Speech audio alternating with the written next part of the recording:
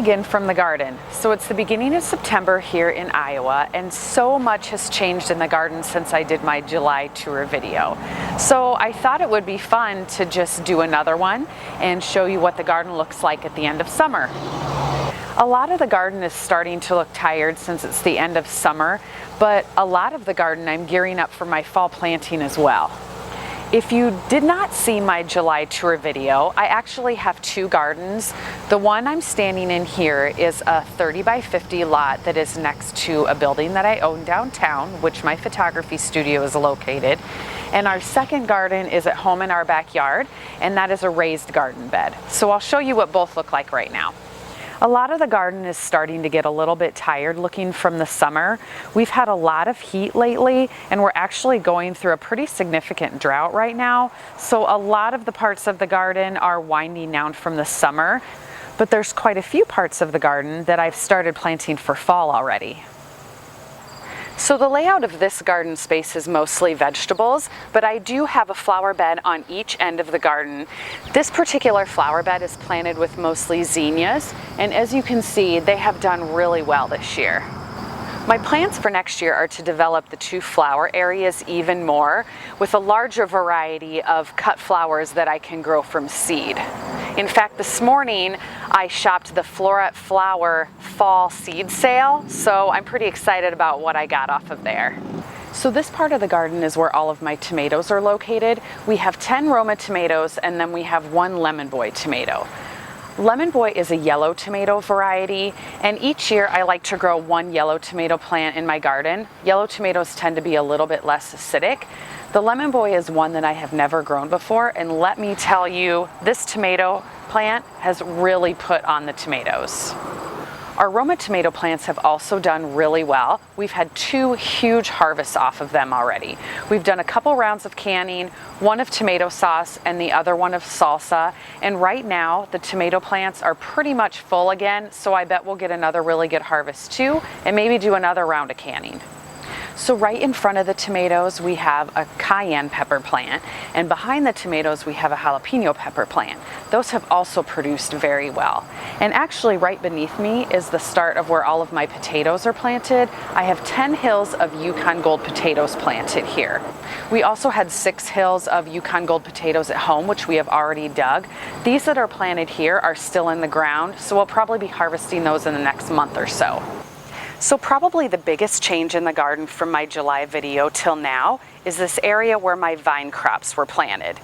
And boy, did I learn a lot this year. In this particular area, I had 1 cantaloupe, 2 watermelon, 4 kinds of pumpkins, and 3 butternut squash plants. I had a feeling when they started branching out, they might be planted a little bit too close, and I was right. I ended up getting white powdery mildew on all of my plants. That's caused when there is not enough air circulation around all of the leaves. Once I realized that it was spreading to all of my vines, I did a lot of research online and basically figured out that I had to get rid of all of the leaves that it was on. So I cut off probably 90% of the leaves on all of my plants. When it was just the vines left, they were all still pretty healthy, and all of my plants continued growing. And actually, as you can see, a lot of the vines have put on a lot of new growth. The pumpkins especially are really starting to branch out and put on new pumpkins. I think the mildew really affected the yield for my cantaloupe and watermelon especially, but not my butternut squash. I still had so much butternut squash that I don't know what to do with it all, which is normal. So next year, so I don't run into that same problem, I'm going to do a few things differently. First of all, I'm going to trellis a few of my vine crops, probably my squash and cantaloupe. By trellising some of my plants, I should be able to keep enough airflow going through everything. I shouldn't get that mildew problem. We have a lot of humidity in our part of the state, and so I think that's what caused it. Secondly, I'm going to plant things spaced out more, obviously, and I'm going to plant a few pumpkin varieties that are more of a bush variety versus a vining variety. I may even try to plant a few of my pumpkins outside of the fence instead of all right in this area. But overall, I'm really happy with how everything turned out. So the sweet corn is definitely done for the season. This year we planted an ambrosia sweet corn, which is a super sweet 2-colored sweet corn. We did 2 plantings. The first planting was really good. We got a great yield off of it. We were able to eat a lot of it fresh and freeze a lot of it. The second planting got knocked over by a windstorm, so unfortunately we didn't get any from that second planting. So if you watched my July garden tour video, you'll probably recognize this spot as the spot where all the sunflowers are. And as you can see, there's one still going strong that I missed when I ripped them all out. When I ripped out these sunflowers, I amended the soil before I planted my next crops. I have a video about how I amend my soil, but basically by amending it, it's putting the nutrients back into the soil. So how I did that was I turned the soil, I replaced the nutrients in the soil with a raised bed garden mix, and then I planted my crops. This particular spot I have planted for fall.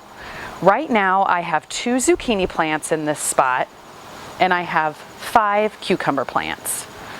All 7 of these plants have a fast maturity date, so I expect to start getting some vegetables in about a month or so.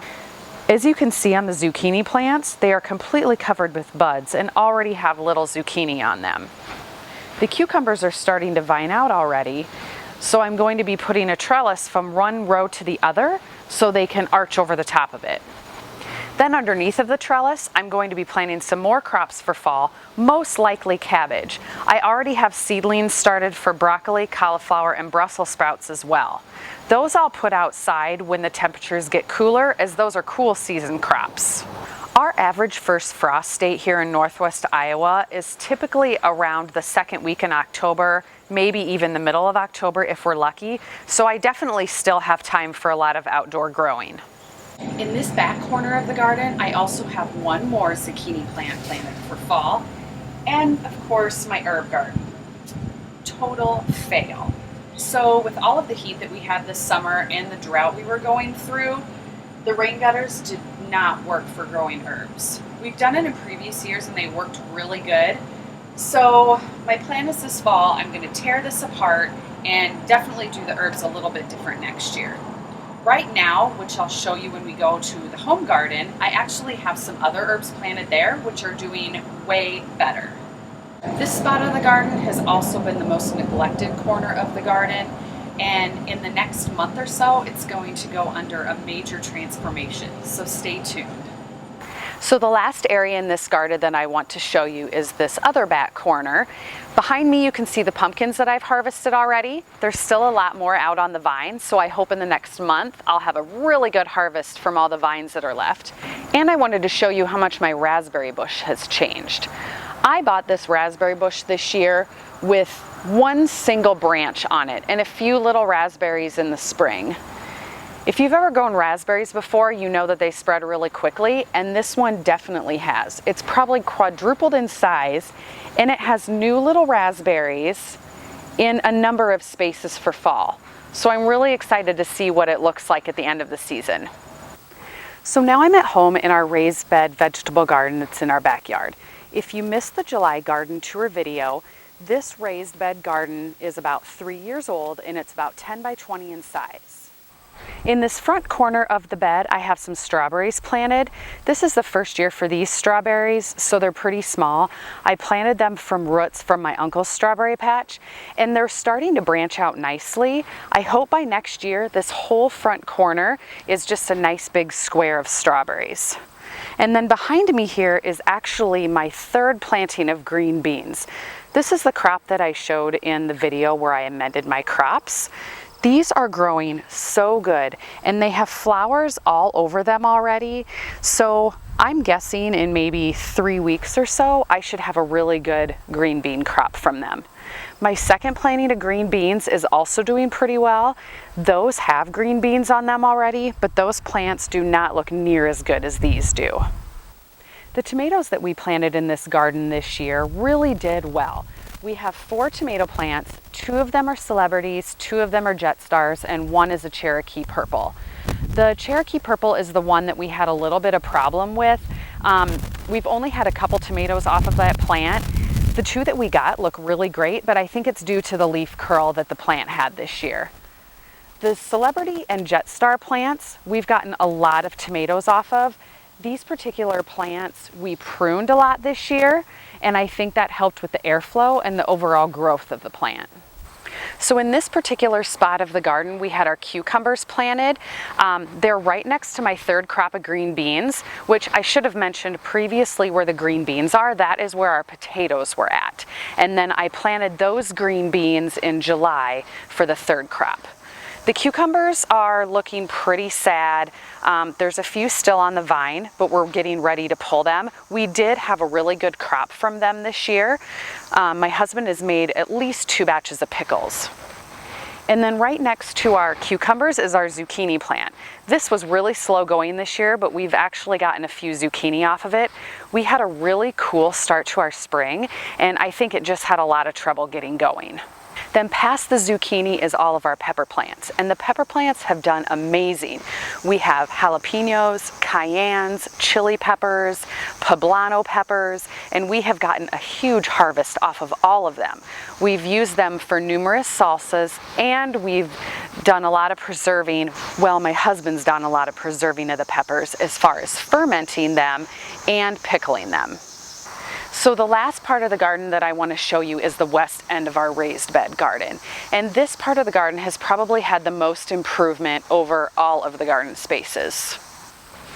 Over to my left in this corner was where all of my peas were planted. The peas did really good in the early spring, but they're an early cool weather crop, so I ripped those out, and then that corner is where my second green bean crop planting went. Those plants right now are covered in green beans, and they should be ready, I'm guessing, in maybe a week or so. The part of the garden was always empty, and to be honest, pretty much full of weeds. And so just recently I decided to sow some zinnia seeds in there. Those are sprouting nicely and should add a little bit of fall color to the garden. As you notice around the perimeter of the garden, I've also sown in some marigold seeds, so those will add some nice fall color as well. This last corner of the garden was where all of our lettuce and spinach were in the spring. I've since ripped all that out and put it in our compost pile, and I have planted quite a few new items. Starting down towards the front, I have sowings of kale and carrots for fall. The kale is really coming up strong, and the carrots are also growing really well. Carrots is something that I haven't had a lot of luck with in the past, and so I'm really excited to see how they grow this fall since I've amended the soil so well. Next to the carrots are all of the new herbs that I've planted. I mentioned those a little bit earlier. I have parsley, sage, oregano, and basil. My plan with the herbs is to harvest these, dry them inside, and then store them in mason jars for the winter. Then this last area of the garden that's right in front of me are our cabbages, which are finally starting to grow. We planted these cabbages in the spring and they just never did anything. I was about ready to pull them out, and then they finally started growing, one of which is getting a really nice head of cabbage on it. Then right down in front of me, I have 2 things planted. I planted a circle of dill seeds, which I'm hoping by the fall puts on some growth and we can have some nice dill for our last batch of cucumbers from the other garden. And then the last thing I have planted in this spot are beets. I sowed the beets in rows pretty heavily, and then once they started sprouting, I thinned them out. My plan when I harvest the beets in the fall is to pickle them. So overall, I am really happy with how our raised bed garden did this year. It didn't start off very well, but as time went on and I started amending the soil and replacing some crops mid-summer, it's really taken off, and I actually think it looks a lot better now than it did earlier in the year. One thing I really learned this year about my raised bed is how much you need to water it just because it gets a lot hotter because it's above ground, and how much you need to put the nutrients back into the soil. I think that the soil that we got initially was nice black soil, but I don't think it had all the nutrients. And so by putting those in, I think it's really helped the plants take off. I really look forward to our compost pile being done because that is going straight into this bed. One of my favorite things about gardening is trying different ways to garden and experimenting every year, whether it's growing things a different way or trying new crops.